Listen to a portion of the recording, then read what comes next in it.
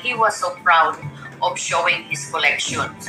Kaya alam namin na yung sinurrender ni Pacquiao na mga kunyari, mga armas niya, it wasn't enough.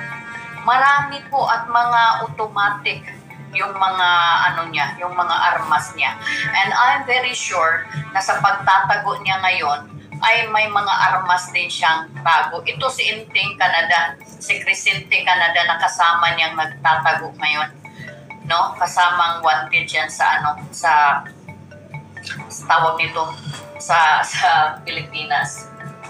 At ito guys, yung rough draft lang ito na plano guys, kasi wala tayong time na gumawa ng exact drawing. So ito yung kingdom, ito pala yung entrance dito. So ito yung entrance, pagpasok mo sa gate, nandito yung Jose Maria College. Ito yung Star of David na kung saan kahapon dito na-observe yung 8 heartbeats, no? At itong heartbeats na ito ay nagtatakbo, naglalakad dito sa ilalim, papunta dito sa cathedral, hanggang dito sa kingdom. Tapos, andito yung Old Bible School, at saka dito papunta sa kanyang hangar, na kung saan itong hangar na ito ay may lagusan sa airport, sa International Airport sa Davao.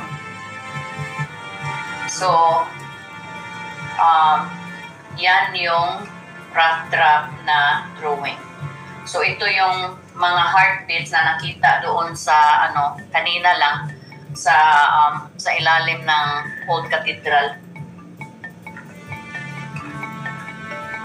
So, ayan po. So, ngayon po, why am I doing this? Bakit ko ito shinare sa inyo ang information na ito? Kasi ako po ay naniniwala na streamlining the information is effective to share para alam ng lahat. Kasi when we hide information, that means meron tayong ibang agenda. Meron tayong tinatago. Gusto natin tulungan yung ating mga authorities, yung ating PNP na maging successful sila sa kanilang ginagawa.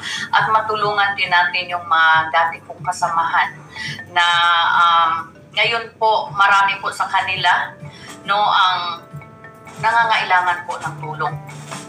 And I don't know how to help them, kung sila naman ay takot na humingi ng tulong, but there's information that I received na merong at least 60 of them now who are about to be punished. Kasi suspected daw itong mga to na merong communication sa akin